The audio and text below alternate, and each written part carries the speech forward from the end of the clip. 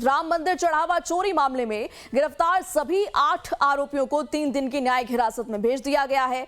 अब सोमवार को सभी आरोपियों को एंटी करप्शन कोर्ट में पेश किया जाएगा, जहां पुलिस उनकी आगे की हिरासत की मांग कर सकती है।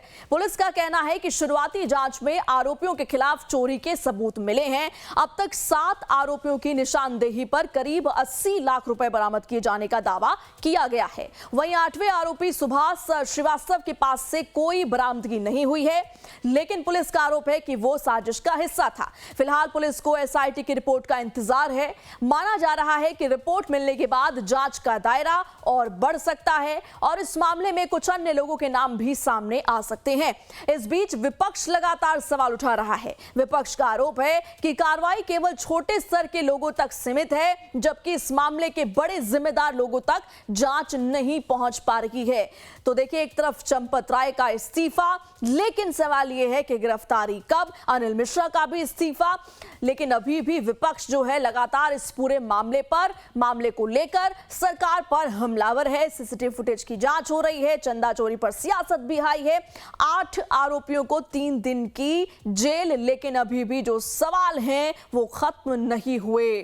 चढ़ावा चोर गैंग पर एक्शन। सोमवार को सभी आरोपियों को एंटी करप्शन कोर्ट में पेश किया जाएगा, जहां पुलिस उनकी आगे की हिरासत की मांग कर सकती है।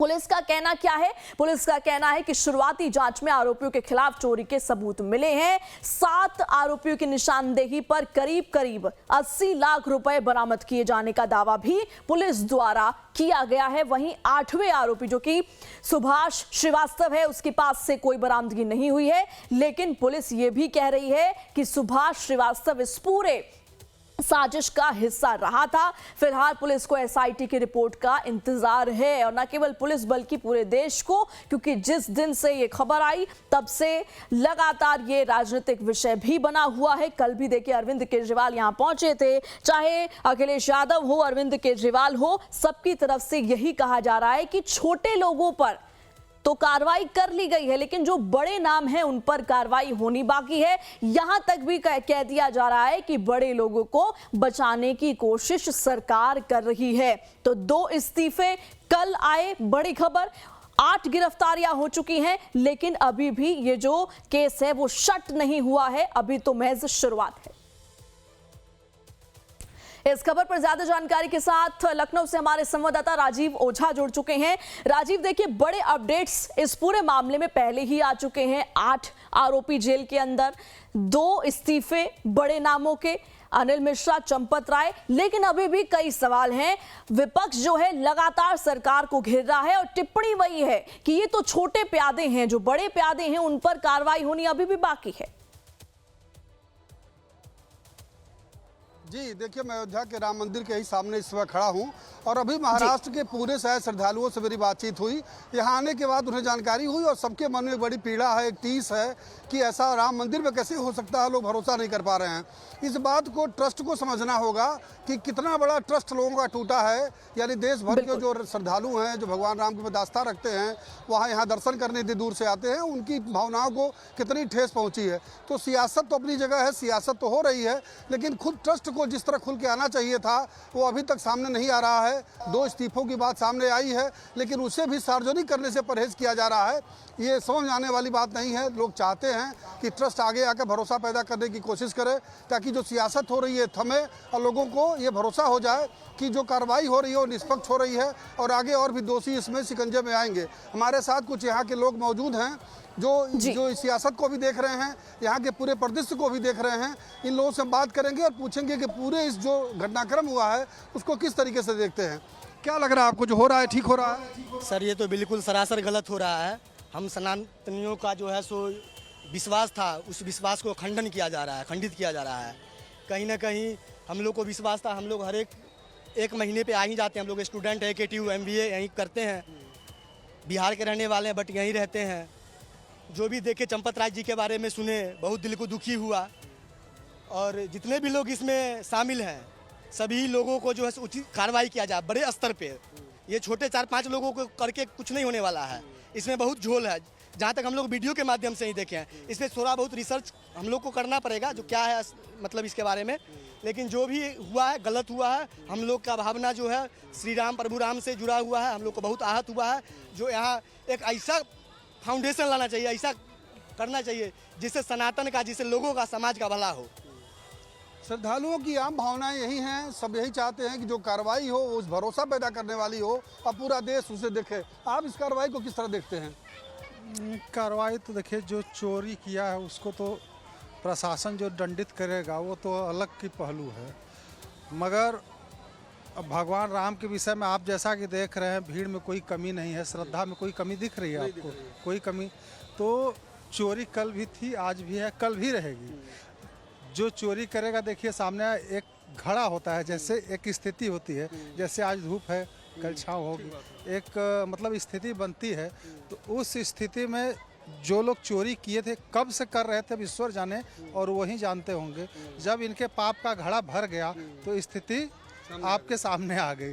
तो कहने का मतलब ये है कि ये जिनका चोरी कर रहे थे वो खुद ही सामने लाए हैं। और आस्था जिसका है, अब भगवान राम के विषय में जो टीका टिप्पणी करेगा गलत है। हमारी औकात नहीं है कि टीका टिप्पणी कर सकें। हम श्रद्धालु हैं, हमारी श्रद्धा भगवान राम से है। पार्टी विशेष की कोई बात नहीं है कि हम उस पार्टी से, कोई पार्टी से। हाँ, अपने तो बस राम हैं, एक लाइन की बात है। और श्रद्धा में कोई कमी नहीं है। चढ़ावा में भी हम देख रहे हैं, ना ही हम किसी पार्टी से, मगर आप स्थिति देख रहे हैं, कोई कमी नहीं है। रह गई चोरी, ये तो निंदनीय है। भगवान से चोरी करके कोई कहाँ जाएगा, है ना? धन्यवाद।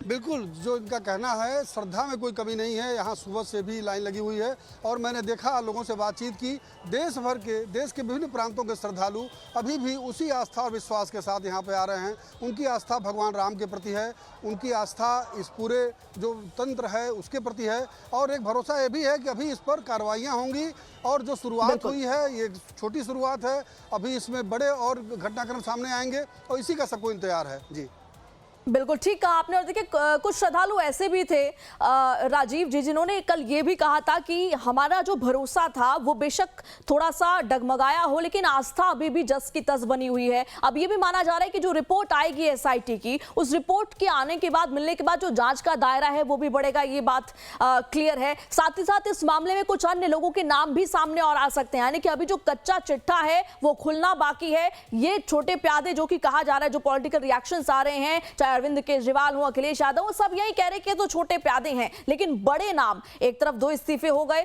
लेकिन अभी भी बहुत से खुलासे हो सकते हैं, पूरी संभावना है। जी बिल्कुल, देखिए अभी जब सोमवार को पुलिस इन 8 अभियुक्तों को रिमांड पर लेगी, उनसे पूछताछ होगी। पूछताछ के लिए पुलिस ने भी एक डिप्टी एसपी स्तर के पीपीएस अफसर को जिम्मेदारी दी है, जो पूरे जांच की यानी विवेचना की अगुवाई करेंगे। इसके अलावा जो एसआईटी बनी है 3 सदस्यीय, वो भी सोमवार से आएगी। अभियुक्तों से पूछताछ होगी, उनके संरक्षकों का पता लगाया जाएगा, उन्होंने और क्या गड़बड़ की है, उनके कौन कौन लोग सहयोगी रहे हैं, और कहीं अगर क्या चोरी की कोई और रकम है जो कहीं छिपाई गई है उसे भी बरामद करने की कोशिश होगी।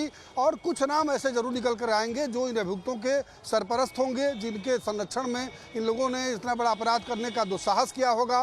तो वो जानकारी अभी सामने आएगी निश्चित रूप से। और आने वाले दिनों में आप देखिएगा, चाहे अभी दिख नहीं रहा है कि पानी के अंदर कितनी वो हलचल है, लेकिन पूरे ट्रस्ट का पुनर्गठन होना है आने वाले समय में। एक सीईओ की तैनाती की मांग होने लगी है, यानी मुख्य कार्यकारी अधिकारी जो ट्रस्ट के प्रति पूरी तरह जवाबदेह होगा, पूरे सिस्टम की निगरानी करेगा और एक पूरा व्यवस्थित तरीके से पूरे ट्रस्ट को और राम मंदिर की व्यवस्था को चलाएगा। तो ढेर सारे व्यवस्थागत सुधार अभी होने हैं, जिसके लिए इंतजार किया जा रहा है। और ये पूरा घटनाक्रम जो एक तरह से कार्यशैली है सरकार की भी, चीज़ों को ठंडा कर देने के बाद, यानी नॉर्मल सामान्य स्थिति आने के बाद बहुत सोच समझ कर फैसला लिया जाता है। तो इस तरीके का एक प्रबंध आगे देने वाले दिन में देखने को मिलेगा और पूरे ट्रस्ट की ओवरहालिंग भी निश्चित रूप से होकर रहेगी। जी बिल्कुल ठीक कहा आपने, क्योंकि जो भी अपडेट्स आ रहे हैं राजीव जी, उससे तो यही क्लियर है कि ट्रस्ट का पुनर्गठन होना बिल्कुल साफ है। और चूंकि आप राम मंदिर परिसर में मौजूद हैं, तो राजीव थोड़ा सा तस्वीरों के जरिए मुझे दिखाने की कोशिश करिएगा किस तरीके का माहौल है। मैं वापस आती हूँ, इस बीच एक खबर है वो अपने दर्शकों को बता देते हैं। अयोध्या राम मंदिर चढ़ावा चोरी कांड पर बागेश्वर धाम के धीरेन्द्र कृष्ण शास्त्री ने तीखी प्रतिक्रिया दी है। उन्होंने चोरों की तुलना रावण से करते हुए कहा कि माता सीता को चुराने वाले रावण का वंश नाश हो गया था और राम मंदिर में चोरी करने वालों को भगवान महादंड देंगे। धीरेन्द्र शास्त्री ने कहा है कि ये सिर्फ सिर्फ पैसों की नहीं बल्कि लाखों भक्तों की श्रद्धा की चोरी है। वहीं एसआईटी की जांच में ट्रस्ट के करीबियों के नाम आने से विवाद और गहरा गया है, यानी कि जिन पर भरोसा किया गया, जो पूरे मैनेजमेंट को संभालते थे, वही दोषी इसमें पाए जा रहे हैं। सीधा रुक करते हमारे संवाददाता राजीव ओझा लगातार जुड़े और राजीव, देखिए राजनीति से इतर जाहिर तौर पर है कि लोगों की जो आस्था है उनको बहुत बड़ा ठेस पहुंचा है और ये जो घटना घटी है ये भारत के इतिहास में घटनाओं में सबसे निंदनीय घटना, इसे कहना गलत नहीं होगा। यही कारण है कि देखिए धीरेन्द्र शास्त्री का रिएक्शन आया, हालांकि पहले भी इस तरीके के रिएक्शन आते रहे हैं। वो सीधा कह रहे हैं कि सीता चुराने वाले रावण का वंश जिस तरीके से नाश हुआ, ऐसी चोरी करने वालों को भी भगवान महादंड देंगे। जी देखिए, साधु संतों की तीखी प्रतिक्रिया इस पर सामने आ रही है। आज सुबह ही कल्की पीठाधीश्वर प्रमोद कृष्ण ने भी ऐसी ही बातें कही। उन्होंने भी कहा कि बहुत बड़ा पाप हुआ है, ये बहुत बड़ी विडंबना है जो निकल के सामने आई है। किसी ने सोचा भी नहीं था कि राम मंदिर में जो व्यवस्था में लगे हुए लोग हैं वो लोग इस तरह से चोरी करेंगे और इस तरह के कृत्य को अंजाम देंगे। अंततः देखिए, जैसे भी एक हमारे दर्शक ने या श्रद्धालु ने यहाँ कहा कि पाप का घड़ा भर गया था, जब भर गया है तो फूट गया। उसके बाद सामने आया, 8 लोग गिरफ्तार हुए, 80 लाख रुपए की रकम बरामद हुई है और अभी और बरामदगी होने की उम्मीद है। कल जब इन्हें रिमांड पर लिया जाएगा, इनसे पूछताछ होगी, इनकी और ठिकानों का पता चलेगा, इनके सहयोगियों का पता चलेगा, तो हो सकता है कि और भी रकम की बरामदगी हो। इनके कुछ संरक्षकों का नाम निकल करके आए। एक बड़ा घटनाक्रम है, पूरा देश स्तब्ध है इससे। अयोध्या के लोग भी यहाँ मर्माहत हैं, जिन लोगों ने सदियों से सपना देखा था कि अयोध्या में राम मंदिर बनेगा, भव्य रूप में बनेगा और पूरे देश की आस्था खिल उठी थी इससे। लोगों को इंतजार था कि एक बड़ा फैसला हुआ है। सुप्रीम कोर्ट का भी लोगों ने धन्यवाद दिया था। आज राम मंदिर बनकर तैयार हुआ है तो चढ़ावे में चोरी का मामला सामने आने से लोगों की आस्था बहुत गहरे तक आहत हुई है। यही वजह है कि मुख्यमंत्री योगी आदित्यनाथ को आपने देखा होगा, जब भी वो कहीं जाते हैं और जब से एसआईटी गठित हुई है तब से लगातार वो इस पर बोल रहे हैं कि दूध का दूध पानी का पानी होगा और जो लोग भी दोषी हैं उन्हें बख्शा नहीं जाएगा। हमारे साथ कुछ और श्रद्धालु हैं, आपसे पूछेंगे आपको सुनकर कैसा लगा ये जो घटनाक्रम हुआ है? तो बहुत खराब लगा सर, ऐसा कृत्य नहीं करना चाहिए। धाम पे आने से चोरी करके ऐसा काम करने से ये कोई अच्छा काम नहीं है। इसमें कठोर से कठोर उनको सजा दिया जाए। आप कहाँ से आए? हम प्रयागराज से आए हैं। जानकारी पहले से थी यहाँ आकर हुई? जानकारी हम लोगों को मोबाइल के माध्यम से हुई, न्यूज़ के माध्यम से हम लोगों को जानकारी हुई, फेसबुक के माध्यम से हम लोगों को जानकारी हुई। ये बहुत गलत काम है। हाँ, आपको जानकारी इसकी कहाँ से? साथ में ही है। अच्छा, साथ में ही है। सभी श्रद्धालु जो भी अयोध्या में आ रहे हैं, हाँ दर्शन पूजन में कोई कमी नहीं है, आस्था में कोई कमी नहीं है, लेकिन लोगों को उम्मीद नहीं थी, लोगों को ऐसी अपेक्षा नहीं थी।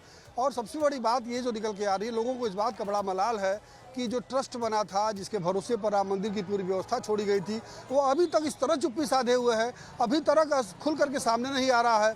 कभी इनकार किया जाता रहा, कभी घटनाओं को छिपाने की कोशिश की गई, एसआईटी जांच की सिफारिश की गई, एसआईटी रिपोर्ट के बाद कार्रवाई हो गई, पैसा बरामद हो गया। उसके बाद भी ट्रस्ट की ओर से अभी तक कोई स्पष्टीकरण नहीं आया है कि उसकी क्या मंशा है, वो आगे किस स्तर तक जाना चाहता है। सब कुछ कल्पना में है, लोग उम्मीद कर रहे हैं कि ऐसा हो जाएगा, लेकिन ट्रस्ट के जिम्मेदार लोग इस पर कुछ ही नहीं बोल रहे हैं। ये एक बहुत ही दुखद पहलू है पूरे मामले का। जी बिल्कुल ठीक कहा आपने। देखिए ट्रस्ट की तरफ से चुप्पी साधी गई है। पहले ये कहा जा रहा था कि ट्रस्ट की तरफ से कि चंपत राय गलत नहीं है, उनको इस्तीफा नहीं देना चाहिए, लेकिन अब हालात कुछ और बन चुके हैं। अब इधर भी सोमवार को देखिए, ये सोमवार बड़ा दिन होने वाला है क्योंकि पुलिस अब और न्यायिक हिरासत को बढ़ाने की मांग करने वाली है। इतना तो साफ है कि परतें खुलेंगी, लेकिन इन परतों को खोल पाना काफी मुश्किल होने वाला है क्योंकि देखिए इसमें वो लोग मौजूद हैं जो मैनेजमेंट के अहम हिस्सा थे। जो चंदा आता था मंदिर में, उसको ले जाने, जहां चंदा चढ़ता था वहां से लेकर के चेकिंग तक, जब फ्रिस्किंग होती थी, जब बैंक तक जाता था, ये तमाम वही लोग हैं जो इस पूरे प्रोसेस में शामिल थे। तो इतना तो साफ है कि परतें खुलेंगी, लेकिन ये मुश्किल जरूर होने वाला है टीमों के लिए। जी बिल्कुल, देखिए इसमें बैंक के कर्मचारियों की भूमिका भी निकल करके आएगी, क्योंकि मुख्य रूप से जिम्मेदारी बैंक की थी गणना कराने की, और उसने जिस आउटसोर्स एजेंसी को हायर किया, उस एजेंसी ने ट्रस्ट के लोगों की सिफारिश पर ही कर्मचारियों की भर्ती कर ली। अब वो कर्मचारी ट्रस्ट के जुड़े लोगों से थे। इसी तरह से इन लोगों का दुस्साहस होता है, एक अंदर इतनी बड़ी गंभीर घटना को अंजाम देने की ताकत उन्हें मिलती है। और यही वजह है कि जो लापरवाही हुई ट्रस्ट के स्तर से, चाहे वो भरोसा करके की गई हो, चाहे लापरवाही जानबूझकर की गई हो, लेकिन जो प्रक्रिया में जुड़े हुए लोग थे वो बड़े दुस्साहसी लोग थे। सीसीटीवी कैमरों को ढक करके चोरी की गई, उसे छिपाया गया और लगातार इस बात का प्रयास किया गया कि मामले पर पर्दा पड़ जाए, बातें बाहर न जाएं। जब पानी बिल्कुल सिर से ऊपर चला गया है तब जाकर के चीज़ें बाहर आई हैं और अब उसकी परतें खुलनी शुरू हुई हैं। आगे सोमवार से अभी और प्रगति इसमें आएगी, पुलिस की विवेचना भी शुरू होगी, SIT भी अपनी जांच शुरू करेगी और उन अभियुक्तों के जो कनेक्शन सामने आएंगे वो देखना होगा कि उसकी आँच कहाँ तक जाती है और कौन कौन से लोग उस आग की तपिश से झुलसते हुए दिखाई देते हैं। जी बिल्कुल ठीक कहा आपने। और देखिए राजीव, क्योंकि आप खुद अयोध्या में मौजूद हैं, आप जब से वहां पहुंचे आपने लोगों से बातचीत की होगी, तो लोगों के किस तरीके के रिएक्शन सामने आ रहे हैं? क्या उनके वो किस तरीके से इस स्टोरी को देखते हैं? क्या उनके श्रद्धा में कोई कमी है? थोड़ा सा तस्वीरों के जरिए भी दिखाने की कोशिश करिएगा।